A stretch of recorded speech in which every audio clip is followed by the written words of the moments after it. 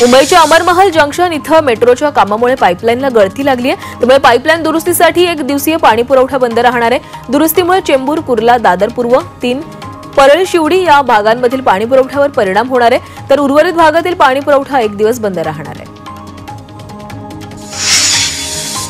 नवी मुंबईतील विकीकरण सुविधा केंद्रातून 17 दिवसांमध्ये 831 टन हापूस आंबा निर्यात झालाय। अमेरिकेला सर्वाधिक 372 टन आंबा निर्यात करण्यात आला। फळं आणि भाजीपाला निर्यातीला चालना देण्यासाठी राज्य कृषी पणन मंडळानं अत्याधुनिक विकीकरण सुविधा उपलब्ध केली आहे। मुंबई विमानतळ 8 मे रोजी 6 तास बंद राहणार आहे। या दरम्यान विमानतळाच्या धावपट्टीच्या मान्सूनपूर्व देखभालीचं काम केलं जाणार आहे। सकाळी 11 ते सायंकाळी 5 दरम्यान विमानतळ बंद असेल।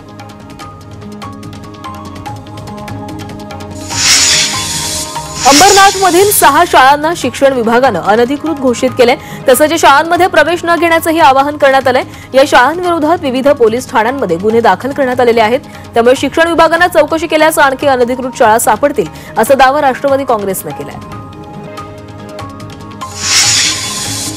नवी मुंबईतील पणन मंडळाच्या केंद्राला सर्वाधिक पसंती मिळते। देशातील 5 केंद्रांमधून विकीकरण प्रक्रिया करून आंबा निर्यात केला जातोय आणि या ठिकाणी व्हीपीएफ आणि व्हीएचटी या सुविधा केंद्र आहेत। त्यामुळे महाराष्ट्रासह गुजरात आणि दक्षिणेकडील राज्यांमधील निर्यातदारांनीही त्यांच्याकडील आंबा या केंद्रावरून निर्यात करण्यात येते। भिवंडीत महाराष्ट्र राज्य विद्युत वितरण पारेषण कंपनीकडून सुरू असलेल्या टॉवर उभारणीच्या कामाला गावकऱ्यांनी विरोध केलाय। जबरदस्तीने टॉवर उभारणीचे काम सुरू असल्याचा शेतकऱ्यांचा आरोप आहे। जोपर्यंत मोबदला मिळत नाही तोपर्यंत काम करू देणार नसल्याचं पवित्रा या गावकऱ्यांनी घेतलं।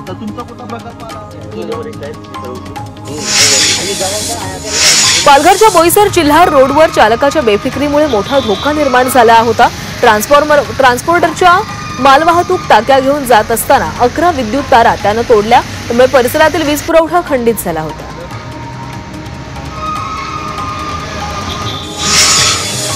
पंढरपूरच्या मंगळवेढ्यात आंबेडकर जयंतीनिमित्त मिरवणूक काढण्यात आली आणि यावेळी आमदार समाधान आवताडे यांनी भीमगीतावर ठेका धरला। त्यांनी हातामध्ये आंबेडकरांची प्रतिमा घेऊन मिरवणुकीमध्ये नृत्य केले।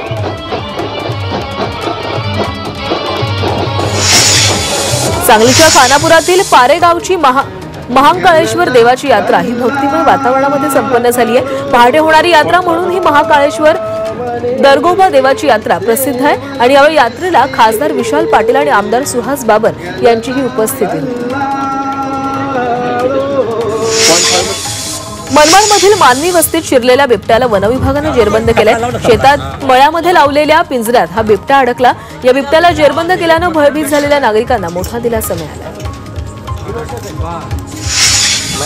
आफ्रिका खंडातील बोत्सवाना देशातून 8 चित्ते 2 टप्प्यांमध्ये भारतामध्ये आणले जाणार आहेत। पहिल्या टप्प्यात मे महिन्यापर्यंत 4 चित्ते भारतात पोहोचणार असल्याचं अधिकाऱ्यांनी सांगितलंय। भोपाळमध्ये शुक्रवारी झालेल्या प्रोजेक्ट चित्ताच्या आढावा बैठकीत ही माहिती देण्यात आली आहे। चित्ता प्रकल्पावर आतापर्यंत 112 कोटी रुपयांहून अधिक खर्च झाला आहे।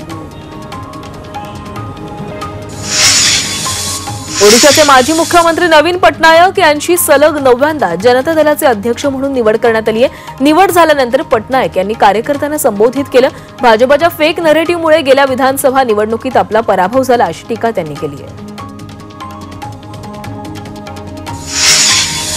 यवतमाळच्या लोहारा एमआयडीसीतील दालमिल दुर्घटनेप्रकरणी मालकासह 3घांवर गुन्हा दाखल झालाय। दालमिलमध्ये अचानक डाळीचा स्टोरेज अंगावर कोसळल्याने 3 मजुरांचा मृत्यू झाला होता। यात वर्ध्यातील 1 तर मध्य प्रदेशातील 2 मजूर मृत्युमुखी पडले होते, तर 2 मजूर हे गंभीर जखमी झाले होते। सांगलीच्या मिरजमधील अंकली रोडवर एका 70 वर्षीय वृद्धाचा मृतदेह आढळून आलाय। या घटनेची माहिती मिळताच पोलिसांनी घटनास्थळी धाव घेत मृतदेह रुग्णालयामध्ये शवविच्छेदनासाठी पाठवला आणि या प्रकरणी पोलीस ठाण्यात नोंद केली असून मृतदेहाची ओळख पटवण्याचं काम पोलिसांकडून सुरू आहे। सांगलीतील मिरजमध्ये एका मजुराच्या डोक्यात दगड घालून त्याचा निर्घृणपणे खून करण्यात आलाय। कोल्हापूरच्या रेल्वे लाईन ठिकाणी वडाच्या झाडाखाली या व्यक्तीचा मृतदेह आढळून आला आणि या घटनेमुळे परिसरात खळबळ उडालेली आहे। मात्र या व्यक्तीचा खून कोणी केला याचं कारण अद्यापही अस्पष्ट आहे।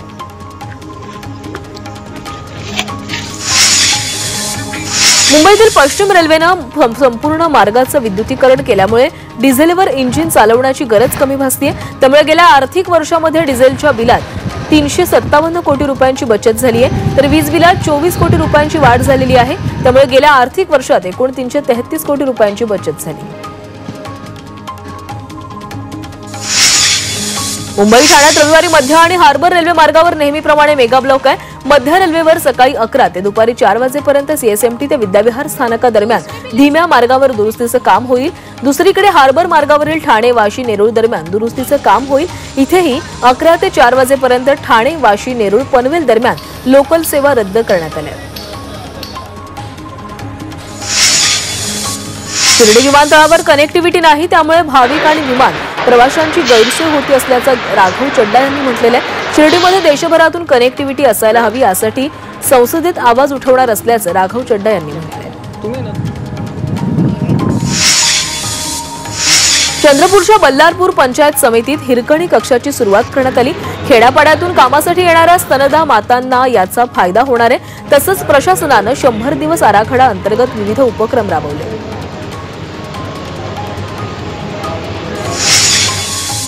अपघातग्रस्त रुग्णांसाठी 1 लाख रुपयांपर्यंतचे कॅशलेस उपचार मिळावेत। रुग्णालयांमधून कॅशलेस उपचार देण्यासाठी सार्वजनिक आरोग्य विभागानं कार्यवाही करावी असे निर्देश सार्वजनिक आरोग्य मंत्री प्रकाश आंबेडकर यांनी दिलेत। आयुष्मान भारत, प्रधानमंत्री जन आरोग्य योजना आणि महात्मा ज्योतिराव फुले जन आरोग्य योजनांच्या कामकाजाचा आढावा आरोग्य मंत्री प्रकाश आंबेडकरांनी घेतलाय।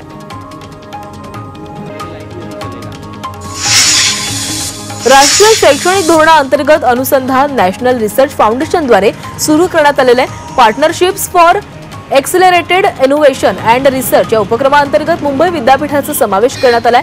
आयआयटी मुंबईच्या हब अंतर्गत मुंबई विद्यापीठ स्पोक म्हणून काम करणार आहे, तर यामुळे मुंबई विद्यापीठाच्या संशोधनाचं क्षितिज अधिक विस्तारणार आहे। भाषा सक्तीवरून वाद निर्माण केला जातोय अशी टीका उद्धव ठाकरेंनी राज्य सरकारवर केलेली आहे। हिंदी बोलणारे म्हणजे हिंदू आहोत असं नाही, असंही ठाकरेंनी म्हटलेलं आहे।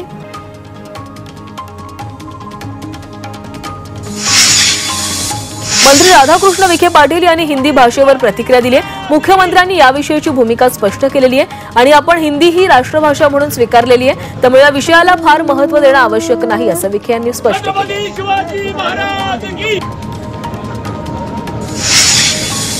राज ठाकरे आणि उद्धव ठाकरे एकत्र येण्याच्या चर्चा सुरू आहेत आणि यावर मंत्री राधाकृष्ण विखे पाटील यांनी प्रतिक्रिया दिली आहे। कोणी एकत्र येण्याने राजकारणामध्ये काही बदल होत नाही असं पाटील यांनी म्हटलंय।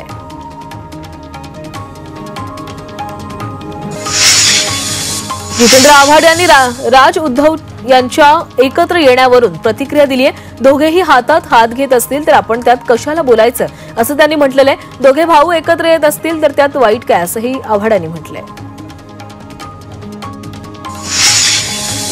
उद्धव ठाकरे आणि राज ठाकरे एकाच कुटुंबातील आहेत, ते दोघे एकत्र येत असतील तर तुम्हाला काय अडचण आहे अशी प्रतिक्रिया अजित पवार यांनी दिली आहे। दोन्ही पक्षातील प्रमुख नेत्यांनी एकत्र येण्याचा निर्णय घ्यावा असं अजित पवार यांनी म्हटलंय।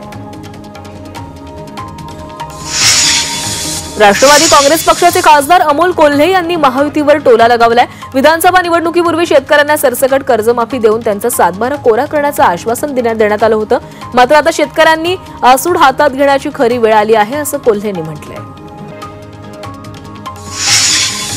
मुख्यमंत्री देवेंद्र फडणवीस यांचा 20 एप्रिलला नागपुरात जनता दरबार होणार आहे। हैदराबाद हाऊस येथे जनता दरबाराचं आयोजन करण्यात येणार आहे। दुपारी 12 ते 1:30 या दरम्यान ते नागरिकांची निवेदनं स्वीकारणार आहेत, तसंच ते नागरिकांशी संवाद देखील साधतील।